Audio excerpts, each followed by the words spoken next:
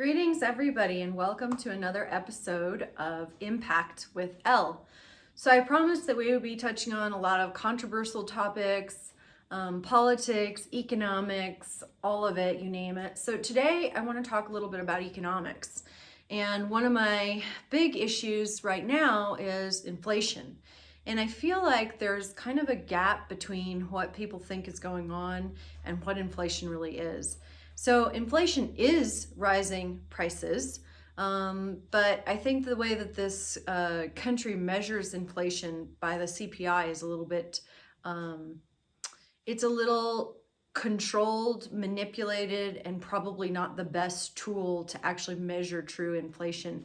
Inflation is also I use the word inflation, of the money supply.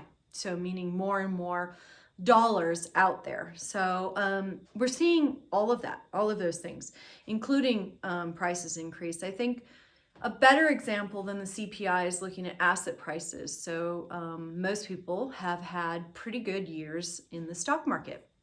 And I think many of us could say that it might be overvalued. But, I'm not going to speculate. I think it depends on what you're looking at. But clearly, there has been asset price inflation. In addition to that, I think we're also looking at commodity inflation. Commodities tend to be a really good metric of inflation because those are things that aren't really domestically controlled. In that sense, it's a global sort of measure of the dollar's value. So whether you're looking at metals, like gold or silver or platinum, or you're going to look at oil for another really good example. Though that is a little tricky also because that's dollar denominated primarily globally.